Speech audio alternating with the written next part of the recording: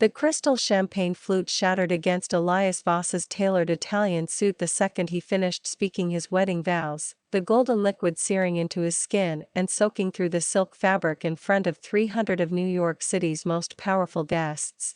Evelyn Thorne stood at the altar of the Plaza Hotel's grand ballroom, her ivory wedding dress stark against the chaos she had just unleashed, her emerald eyes cold enough to freeze the room's warm chandelier light. No tears stained her cheeks, no tremor shook her hands. She did not look like a bride betrayed. She looked like a predator who had finally cornered her prey. "You stand there and lie to me, Elias?"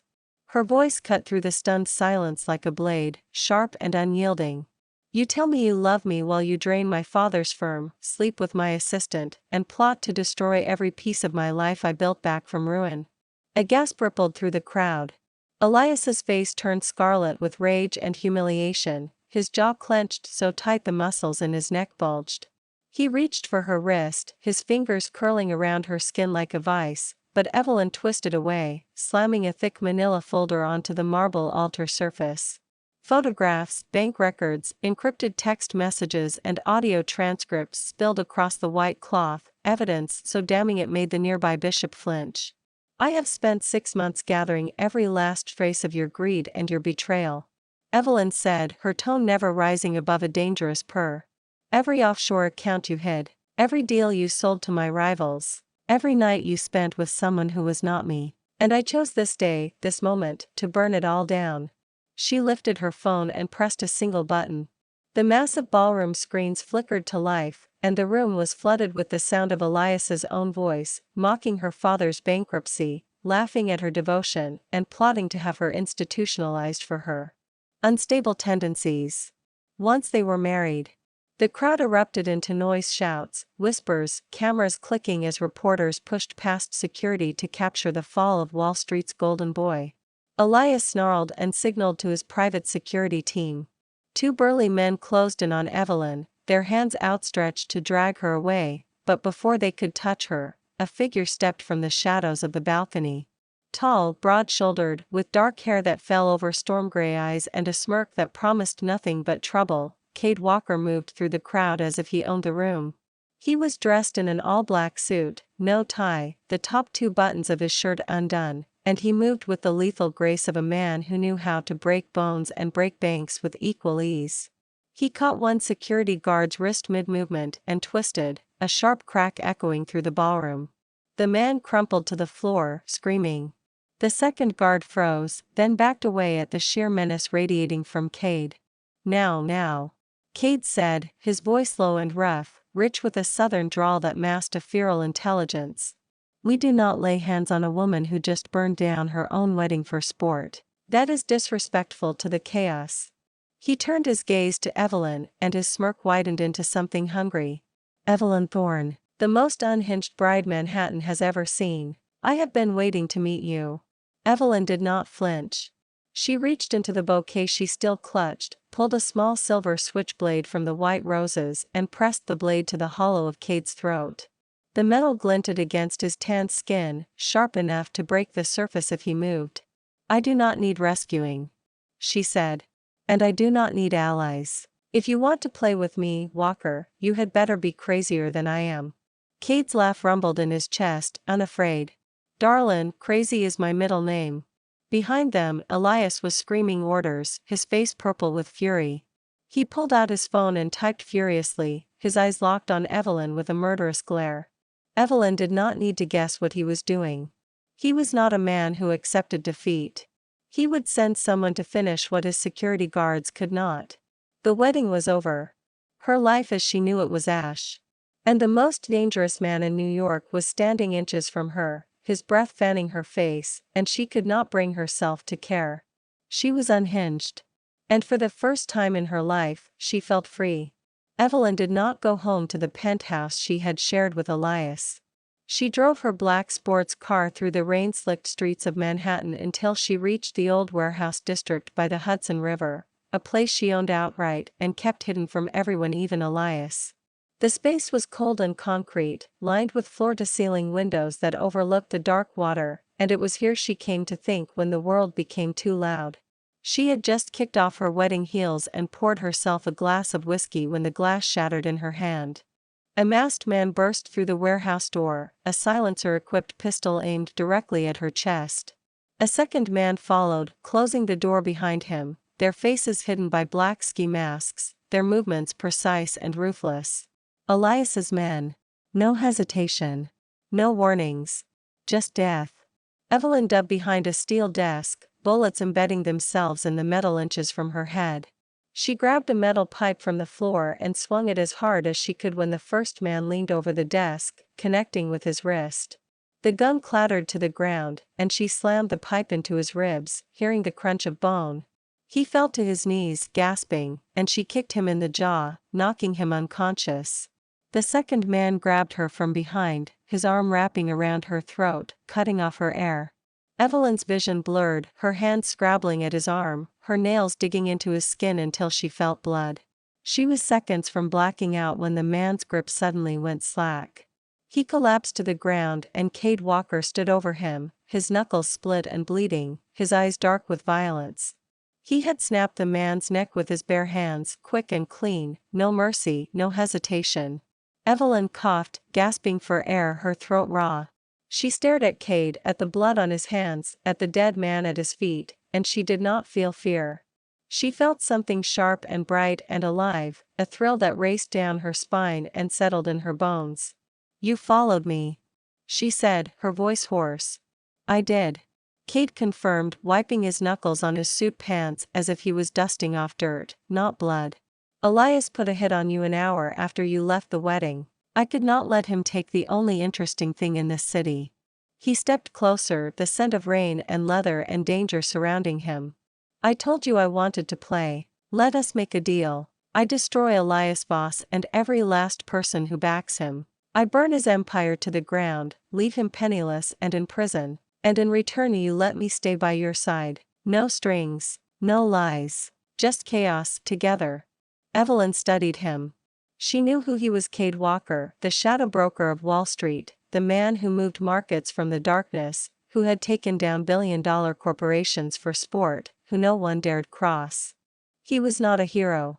He was a villain, same as she was becoming. "Why?" she asked. "Why waste your time on me and Elias?" Cade's smile faded, replaced by a cold, hard edge. "Elias's family ruined mine. I have been waiting years to take everything from them. You just handed me the match." The truth hit her like a bullet. She was a pawn. A tool. A way for him to settle an old score. And she loved it. "Deal," she said, holding out her hand. "But if you lie to me, Cade Walker, I will not just kill you. I will erase every trace of you from the earth." He took her hand, his grip strong and unyielding. "I would expect nothing less." For the next 48 hours, they unleashed hell. Cade hacked into every offshore account Elias owned, freezing billions in assets with a few keystrokes.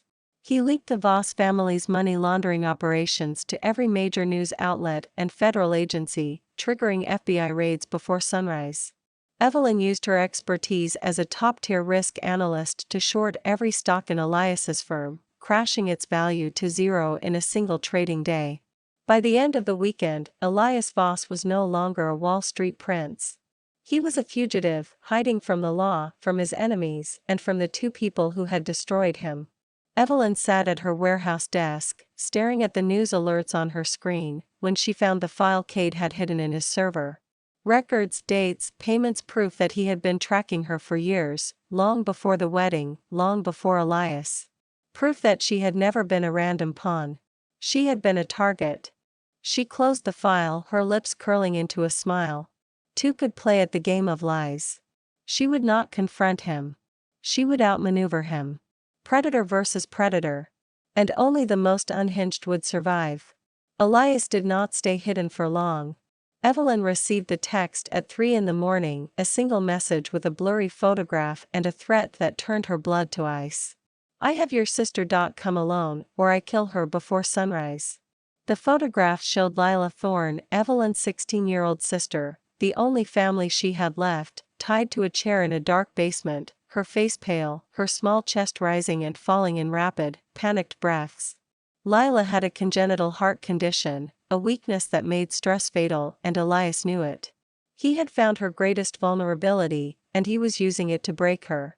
Evelyn was out of the door in 60 seconds, no shoes, no weapon, just the raw, feral panic of someone who was about to lose the only person she loved.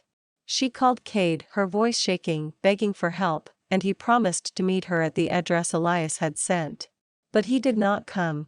She waited for 20 minutes in the empty industrial park where Elias was holding Lila, rain soaking her hair and clothes, her heart hammering so hard she thought it would burst. No Cade. No backup. Nothing. She tried calling him again. His phone was off. That was when she knew. He had betrayed her. Evelyn walked into the abandoned building alone, her hands raised, her eyes locked on Lila, who was whimpering in the corner. Elias stood over her, a gun pressed to her temple, a cruel smile on his face. "Where is your little boyfriend?" Elias sneered. "Too busy to save the great Evelyn Thorne. He does not know I am here." Evelyn lied, her voice steady even as her insides screamed. "Let her go, Elias. This is between you and me." "Funny you say that," Elias said, pulling out a phone and holding up a text message. "Because I just got this from Cade Walker. He told me exactly when you would arrive. He said to take you out. He said you were no longer useful to his little revenge plan." Evelyn's world shattered. All the trust, all the chaos, all the dangerous partnership, it had been a lie. He had used her hatred, used her love for her sister, used every piece of her to get to Elias, and now he was throwing her away like trash. Unhinged was no longer a word for her rage. It was a living, breathing thing, a storm that tore through her chest and set her every nerve on fire. She was not the weak woman he thought she was. She had planned for betrayal. Evelyn reached into her pocket and pressed a hidden button on her phone. Outside, the sound of sirens wailed, growing louder, red and blue lights flashing through the windows. FBI agents burst through the door, their guns raised, shouting orders. Elias's eyes widened in shock, and he froze, giving Evelyn the split second she needed. She lunged, tackling him to the ground, slamming his head against the concrete until the gun slipped from his hand. She untied Lila and pulled her into her arms, holding her tight, pressing her face into her sister's hair, whispering that she was safe, that it was over. Elias was arrested on the spot, dragged away screaming threats. The FBI agents thanked Evelyn, who had tipped them off hours earlier, long before she called Cade. She had known he might betray her. She had planned for it. When it was over, when Lila was safe in the hospital under heavy security, Evelyn went to Cade's penthouse. She walked in without knocking, found him standing by the window, a glass of whiskey in his hand, and she slammed every last piece of evidence of his crimes on his marble countertop: his money laundering, his market manipulation, his connections to organized crime. "You used me," she said, her voice cold, dead, unrecognizable even to herself. "You used my sister. You thought I would break. But you made a mistake, Cade. You made me unhinged." She sent the files to every regulatory agency in the country before he could stop her. By sunrise, his empire was crumbling, his accounts frozen, his allies turning on him. He had lost everything, just as he had planned for her to lose everything. Cade stared at her, and for the first time, she saw fear in his eyes. Not fear of losing his money. Fear of losing her. "You win," he said quietly. "You broke me, Evelyn. You made me unhinged too." She turned and walked away, leaving him in the ruins of the life he had built. She did not look back. Cade Walker did not disappear. He did not run. He did not fight back. He simply followed. After Evelyn destroyed his empire, he showed up at the hospital with flowers for Lila. He stood outside the warehouse for hours, rain pouring down on him, waiting for her to let him in. He took down every last one of Elias's remaining allies who came after her, breaking bones, spilling blood, all without being asked. He showed up at her sister's hospital room with a team of the best heart specialists in the country, paid for in cash, no strings attached. He stood guard outside the door while Lila slept, chasing away paparazzi and threats with a single glare. Evelyn told him to leave. She screamed at him. She threatened to call the police. She threw things at him. He never left. He was shot twice protecting her from a former business partner who wanted revenge. He walked into the warehouse, blood soaking through his shirt, collapsed on her couch, and smiled at her like it was nothing. "I would take 100 bullets for you," he said. Evelyn patched him up, her hands shaking, hating that she cared, hating that he was breaking through the walls she had built so carefully. They retreated to a beach house in the Hamptons, a safe house Evelyn owned, hidden away from the city, from the chaos, from the world. For weeks, they lived in silence, then in anger, then in a madness that was too bright to ignore. She smashed his car with a baseball bat when he looked at a waitress for too long. He locked her in the bedroom for a day when she mentioned Elias's name. They fought until their knuckles were bloody, kissed until their lips were raw, and lay awake at night, staring at each other, two broken, unhinged people who had found their match in the worst possible way. It was not love, not the soft, gentle kind. It was wild. It was violent. It was consuming. It was unhinged. Evelyn found the old files in Kate's backpack by accident, tucked between a first aid kit and a gun. Records of her father's bankruptcy, documents that proved it had not been Elias who had ruined him. It had been Kate's father, Julian Walker, a ruthless tycoon who had destroyed Thorn Financial out of greed. Kate had not been using her for fun. He had been using her to atone for his father's sins. He had spent years secretly rebuilding her father's assets, returning stolen money, fixing the damage his family had done. He had tracked her because he felt responsible. He had fallen in love with her because she was the only person who was as broken, as fierce, as unapologetically mad as he was. He found her holding the files, tears in her eyes for the first time since the wedding, and he did not lie. He did not make excuses. He pulled a gun from his waistband and handed it to her, the barrel pressed to his chest. "Shoot me," he said. "If it will make it better. If it will fix what my father did. I deserve it. I have always deserved it." Evelyn stared at the gun, then at him, at the man who had betrayed her, saved her, broken her, and loved her more fiercely than anyone ever had. She lowered the gun. "I do not want to kill you," she said. "I want to ruin you. I want to keep you. I want to be unhinged with you." Kate pulled her into his arms, and she kissed him, hard, desperate, the taste of blood and salt and madness on their lips. They were not fixed. They would never be normal. But they were mine to each other.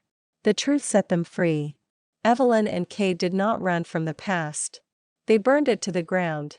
Julian Walker had spent years hiding in a private island compound, untouchable, believing he was safe from consequences. He had no idea that his own son had been plotting his downfall since he was a child, that Evelyn Thorne was the weapon Kate had forged to destroy him. They flew to the island under the cover of night, a small team of loyal men at their backs, and they took the compound apart piece by piece. No mercy. No hesitation. Just the cold, sharp justice of two people who had been broken by his greed. Evelyn froze his global assets with a few keystrokes, erasing his fortune in minutes. Kate confronted his father face to face, the first time they had spoken in a decade, and told him exactly what he had become: a monster, a failure, a man who would die alone in a prison cell. Julian was arrested by international authorities, extradited to the United States, and sentenced to life in a maximum security prison with no possibility of parole.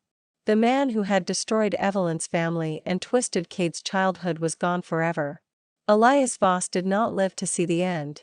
From his prison cell, he had hired a crew of hitmen to break him out and kill Evelyn and Lila. But Kate had anticipated it. He had paid off every gang member in the prison, every guard, every soul who could do Elias harm. 3 days after Julian's arrest, Elias was found dead in his cell, beaten to death by inmates who owed Kate favors. No investigation. No questions. Just a quiet, brutal end for the man who had started it all. The Walker family's remaining loyalists tried to seize power, to take back what Evelyn and Kate had destroyed. They met in a private penthouse to plan their attack, confident they could outsmart the two young rebels. They were all dead before sunrise. Evelyn and Kate did not just win. They dominated. Evelyn became the youngest CEO in Wall Street history, taking over the combined assets of Thorn Financial, the Voss Empire, and the Walker conglomerate. She was feared. She was respected. She was unhinged, and she wore it like a crown. Kate walked away from the shadow life, the violence, the market manipulation. He became her shadow, her protector, the man who stood behind her and broke anyone who dared to challenge her. He was her weapon, her confidant, her madness. Evelyn found out she was pregnant on a cold Tuesday morning, staring at a positive pregnancy test in the warehouse bathroom. Her first thought was not joy. It was terror. She was unhinged. She was broken. She would ruin this child, just as her father's life had been ruined, just as Kate's childhood had been stolen. She hid the test, planning to get rid of it, to erase the life growing inside her before it could be hurt by her chaos. Kate found it before she could act. He did not get angry. He did not panic. He dropped to one knee in the middle of the warehouse concrete, took her hand, and pulled a small black velvet box from his pocket.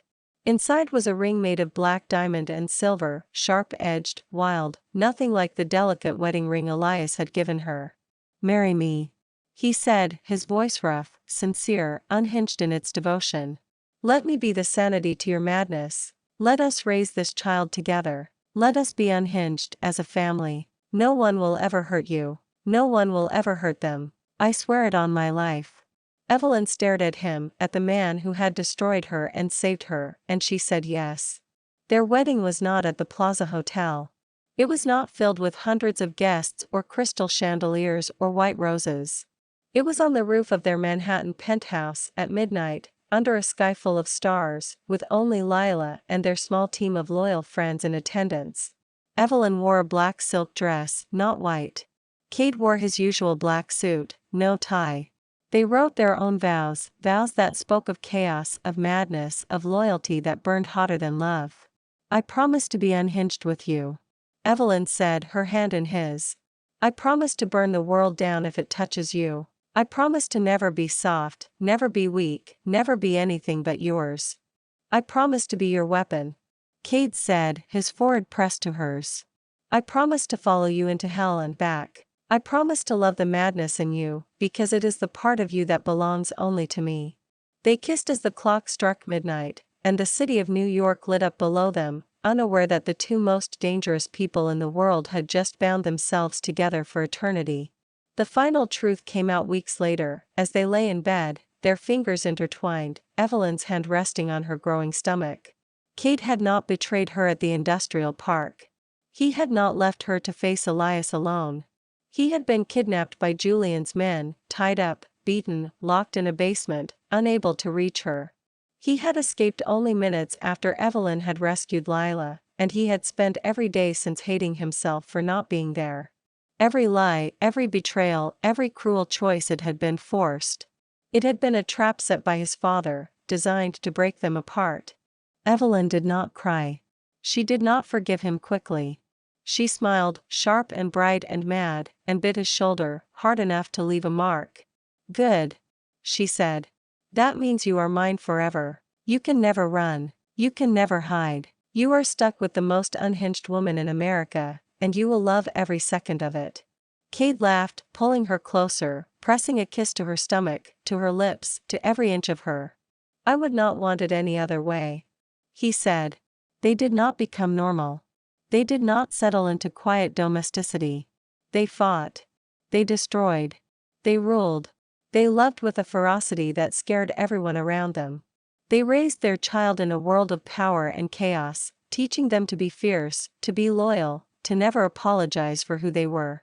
Lila grew up healthy, surrounded by love, protected by the sister who would burn the world for her.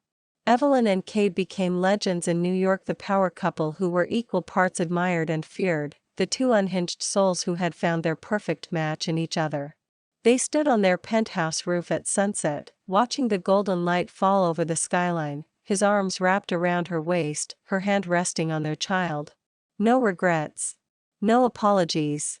No sanity. Just them. Unhinged. Forever. Thanks for watching. Follow for more romance stories.